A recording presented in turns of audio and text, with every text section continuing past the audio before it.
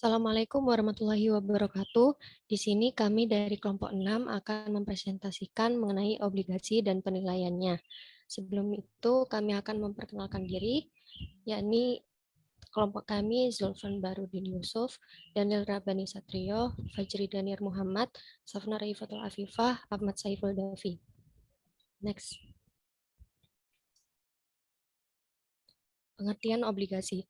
Obligasi merupakan suatu surat hutang yang memiliki jangka waktu panjang dengan nominal dan waktu jatuh tempo tertentu dan diterbitkan oleh penerbit obligasi kepada pemegang obligasi. Next. Terdapat 4 jenis utama obligasi. Yang pertama adalah obligasi pemerintah, di mana obligasi ini diterbitkan oleh perusahaan, namun obligasi ini ketika suku bunga naik. Yang kedua adalah obligasi korporasi yang dimana diterbitkan oleh perusahaan. Risiko yang ada sesuai dengan tingkat risiko gagal bayar perusahaan. Yang ketiga adalah obligasi kota yang dimana obligasi ini diterbitkan oleh pemerintah negara bagian dan terdapat risiko bawaan.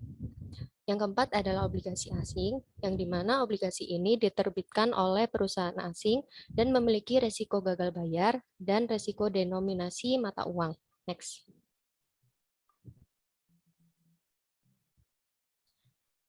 Berikutnya adalah karakteristik utama obligasi.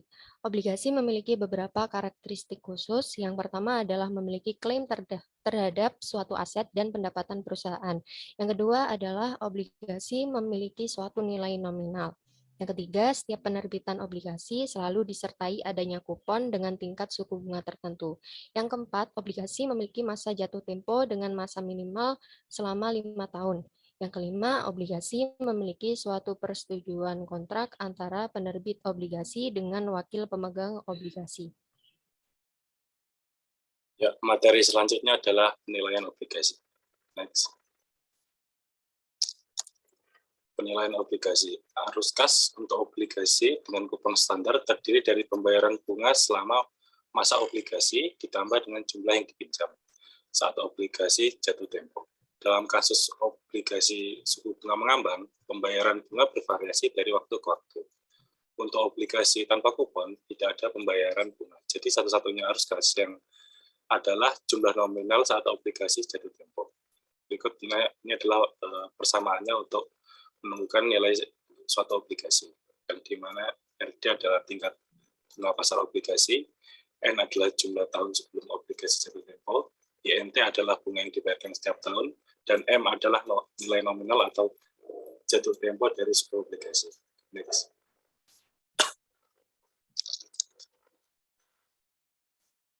Berikut merupakan dari rumusan di atas, rumus obligasi juga dapat dihitung menggunakan kalkulator keuangan. Berikut merupakan contoh perhitungan menggunakan kalkulator keuangan, yang dimana tinggal menginputkan saja nilainya, yaitu diinputkan N, I per YR, PMT, dan FV nanti akan menghasilkan output yaitu PV. Dan karena PV merupakan arus keluar bagi investor, maka hasilnya selalu ditunjukkan dengan tanda negatif.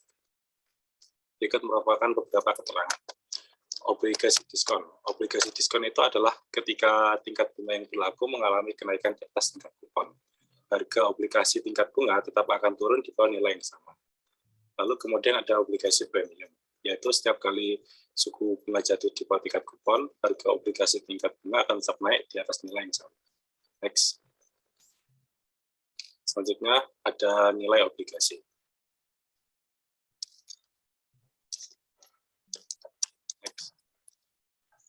Berbeda dengan tingkat bunga kupon yang tetap, nilai dari suatu hasil obligasi yang dilaporkan memiliki variasi dari hari ke hari tergantung pada kondisi pasar saat ini. Selain itu, nilai hasil obligasi dapat dihitung menggunakan 3 cara yang berbeda. Next. 3 cara tersebut yaitu yield to maturity atau nilai hasil obligasi yang dihitung hingga jatuh tempo. Yang kedua ada yield to call, nilai hasil obligasi yang dihitung hingga pemanggilan, dan current yield yaitu nilai obligasi yang dihitung hingga hasil saat ini. Next. Yang pertama yaitu yield to maturity atau nilai hasil obligasi yang dihitung hingga jatuh tempo. Yield to maturity ini adalah tingkat bunga yang dapat diperoleh dari investasi jika membeli sebuah obligasi dan menahannya hingga jatuh tempo. Nilai hasil obligasi hingga jatuh tempo ini juga dapat dilihat sebagai obligasi tingkat pengembalian yang dijanjikan, yaitu pengembalian yang akan diterima oleh seorang investor jika semua pembayaran yang dijanjikan telah dilakukan. Next. Lalu selanjutnya ada yield to call, yaitu nilai hasil obligasi yang dihitung hingga pemanggilan oleh perusahaan. Yield to call ini adalah perhitungan tingkat imbal hasil antara saat ini sampai pada waktu pemanggilan obligasi. YTC dapat diselesaikan menggunakan rumus di bawah ini, yang dimana N besar adalah jumlah tahun sampai perusahaan dapat memanggil obligasi, call price adalah harga yang harus dibayar perusahaan untuk pelunasan obligasi, dan RD adalah nilai hasil obligasi untuk panggilan. Next. Lalu perhitungan obligasi yang selanjutnya, yang terakhir adalah current yield, yaitu nilai obligasi yang dihitung hingga saat ini. Current yield dapat didefinisikan sebagai pembayaran bunga tahunan dibagi dengan harga obligasi saat ini. Berbeda dengan yield to mature atau yield to call, hasil saat ini atau current yield tidak mewakili total pengembalian yang diharapkan oleh seorang investor untuk diterima dari obligasi. Karena hal tersebut, karena current yield tidak memperhitungkan keuntungan atau kerugian modal yang akan direalisasi jika suatu obligasi dipegang hingga jatuh tempo. Selanjutnya akan dilanjutkan oleh rekan saya. Ya, 7.5 adalah perubahan nilai obligasi dari waktu. Bisa next slide. Obligasi kupon ditentukan pada tingkat yang menyebabkan harga pasar obligasi sama dengan nilai nominalnya.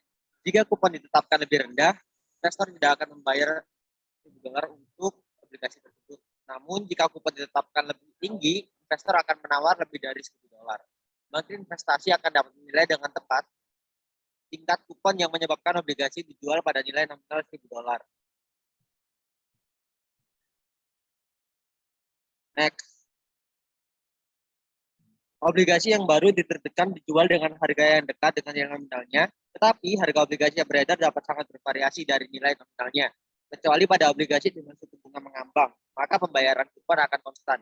Lalu sehingga jika kondisi ekonomi berubah, obligasi dengan kupon $100 yang dijual pada nilai nominal $1.000 ketika diterbitkan akan dijual lebih atau kurang dari $1.000 sesudahnya. Next. Contoh pada obligasi dengan jatuh tempo 15 tahun pada tingkat bunga 7%, 10%, dan 13%. Yang pertama, obligasi 15 tahun dengan tingkat kupon 10%. Obligasi ini punya tingkat bunga pasar atas obligasi tersebut 10% karena tingkat kupon sama dengan tingkat bunga pasar. Obligasi ini diperdagangkan pada nilai nominal, maka harganya adalah $1.000. Lalu yang kedua adalah obligasi yang terbit 5 tahun lalu dengan jatuh tempo 20 tahun pada tingkat kupon 10%. Tingkat kupon lebih rendah dari tingkat bunga pasar sehingga mereka menjual dengan harga diskon. Mereka memiliki harga $771,82 dan jika dihitung dengan spreadsheet. Atur N 15 I per YR min 10 PMT min 70 FP min 1000 dan pecahkan PP untuk mendapatkan harganya. Lalu yang terakhir adalah obligasi yang terbit tahun lalu dengan jatuh tempo 25 tahun dengan tingkat kupon 10%. Tingkat kupon obligasi ini lebih besar dari tingkat bunga pasar saat ini. Dengan spreadsheet kita dapat menemukan bahwa harganya adalah $1.228.18 dan atur N15 I per YR 10 PMT 120 FP 1000 dan pecahkan BP untuk mendapatkan harganya. Next.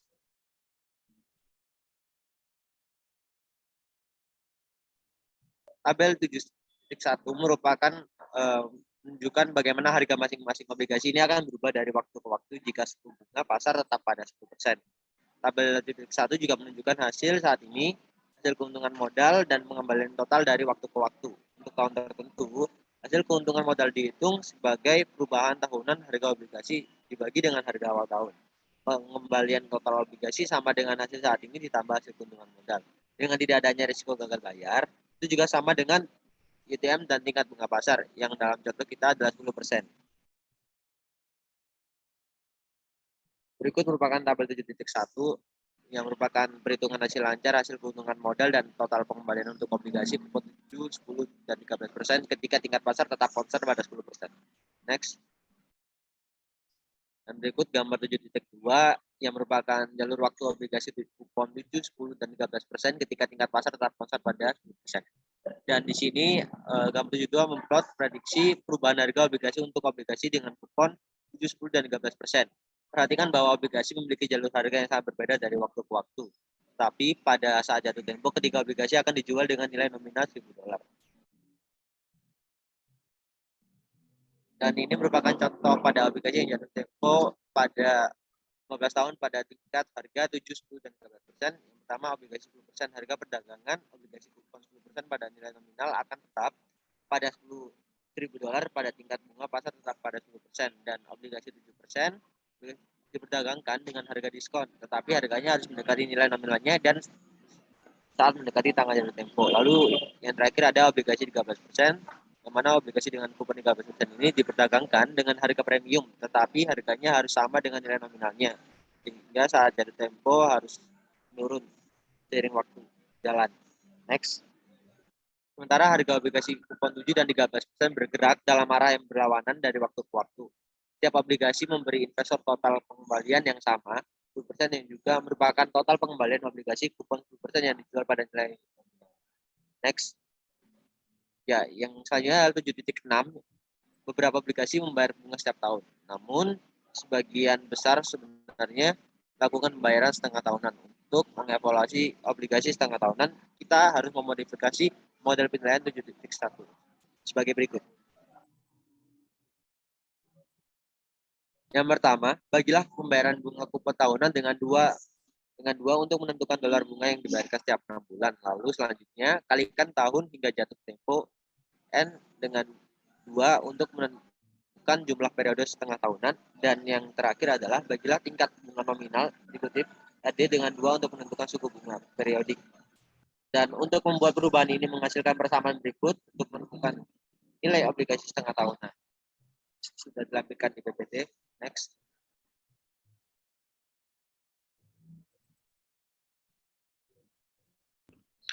Baik, selanjutnya di poin 7.7 yaitu menilai risiko obligasi. Next. Risiko suku bunga. Suku bunga berfluktuasi dari waktu ke waktu dan kenaikan suku bunga menyebabkan penurunan nilai obligasi yang beredar. Risiko penurunan nilai obligasi akibat kenaikan suku bunga ini disebut risiko suku bunga atau risiko harga suku bunga. Suku bunga dapat dan memang naik, dan kenaikan suku bunga menyebabkan hilangnya nilai bagi pemegang obligasi. Risiko tingkat reinvestasi. Risiko penurunan pendapatan karena penurunan suku bunga disebut risiko tingkat reinvestasi. Dan pentingnya hal itu telah ditunjukkan kepada semua pemegang obligasi dalam beberapa tahun terakhir sebagai akibat dari penurunan tajam dalam tingkat suku bunga sejak pertengahan 1980-an. Risiko tingkat reinvestasi jelas tinggi pada obligasi yang dapat ditarik. Ini juga tinggi pada obligasi jangka pendek. Karena semakin pendek jatuh tempo obligasi, semakin sedikit tahun sebelum obligasi lama yang relatif tinggi akan diganti dengan masalah kupon rendah yang baru. Next. Membandingkan risiko suku bunga dan risiko tingkat reinvestasi. Risiko tingkat reinvestasi tidak terlalu diperhatikan oleh investor ini karena hanya ada sedikit waktu untuk reinvestasi. Investor dapat menghilangkan risiko bunga dengan membeli treasury security 1 tahun karena dia akan yakin menerima nilai nominal obligasi 1 tahun dari sekarang. Namun jika investor ini membeli securities jangka panjang, dia akan menanggung risiko suku bunga yang cukup besar karena seperti yang kita lihat, harga obligasi jangka panjang turun jika suku bunga naik. Next. Di 7.8 risiko awal. Next. Berbagai jenis obligasi korporasi, risiko gagal bayar dipengaruhi oleh kekuatan keuangan penerbit dan persyaratan kontrak obligasi, termasuk apakah agunan telah dijaminkan atau tidak, unjuk menjamin obligasi. Adapun beberapa jenis obligasi, yang pertama obligasi hipotek. Obligasi yang memberikan jaminan berupa hipotek dan harga tak bergerak dari perusahaan penerbit obligasi ketika likuiditas perusahaan terjadi. Kedua, obligasi subordinasi. Memiliki peringkat prioritas lebih rendah dibandingkan obligasi lainnya yang diterbitkan oleh penerbit dalam hal terjadinya likuidasi. Next. Pentingnya peringkat obligasi. Peringkat obligasi penting bagi perusahaan dan investor. Satu, karena peringkat obligasi merupakan indikator risiko gagal bayar. Peringkat tersebut memiliki dampak langsung dan terukur mempengaruhi tingkat bunga obligasi dan biaya utang perusahaan. Kedua, sebagian besar obligasi dibeli oleh investor institusional daripada individu, dan banyak institusi terbatas pada sekuritas tingkat investasi. Jadi, jika obligasi perusahaan jatuh di bawah BBB, akan sulit menjual obligasi baru karena banyak pembeli potensial tidak akan diizinkan untuk membelinya. Next. Perubahan peringkat obligasi perusahaan mempengaruhi kemampuan perusahaan untuk meminjam modal dana dan biaya modal tersebut. Lembaga pemeringkat meninjau obligasi yang beredar secara berkala. Kadang-kadang meningkatkan atau menurunkan peringkat obligasi sebagai akibat dari keadaan penerbit yang berubah. Next. Kebangkrutan dan reorganisasi. Ketika sebuah bisnis menjadi bangkrut, ini berarti bahwa ia tidak memiliki cukup ruang untuk memenuhi pembayaran bunga dan pokoknya. Keputusan kemudian harus dibuat apakah akan membubarkan perusahaan melalui likuiditas atau mengizinkannya untuk mengatur dan dengan demikian tetap berjalan. Keputusan untuk memaksa perusahaan melikuidasi atau mengizinkannya melakukan reorganisasi tergantung pada apakah nilai perusahaan yang di reorganisasi kemungkinan akan lebih besar daripada nilai asetnya jika dijual sedikit demi sedikit. Dalam reorganisasi, kreditur perusahaan bernegosiasi dengan manajemen mengenai persyaratan reorganisasi potensial. Rencana reorganisasi mungkin memerlukan restrukturisasi untuk utang. Dalam hal ini, tingkat bunga dapat dikurangi jangka waktu jatuh tempo diperpanjang, atau sebagian utang dapat ditukar dengan likuiditas. Inti dari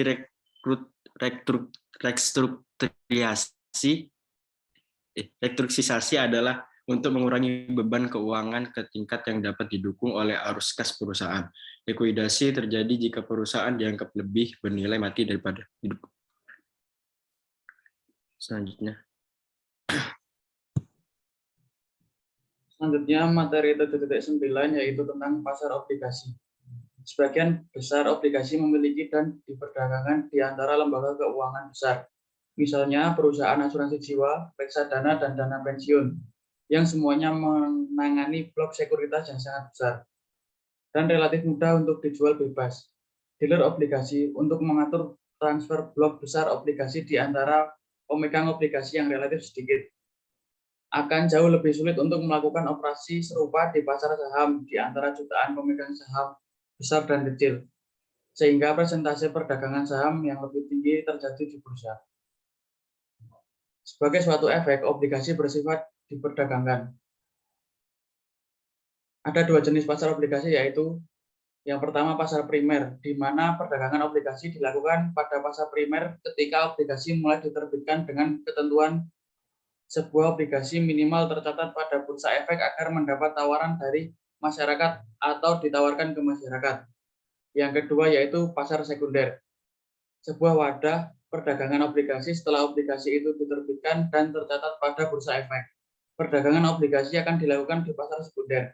Pada saat ini, perdagangan akan dilakukan secara over the counter atau OTC, yang artinya tidak ada tempat perdagangan secara fisik. Pemegang obligasi serta pihak yang ingin membelinya akan berinteraksi dengan bantuan perangkat elektronik seperti email, perdagangan online, dan telepon.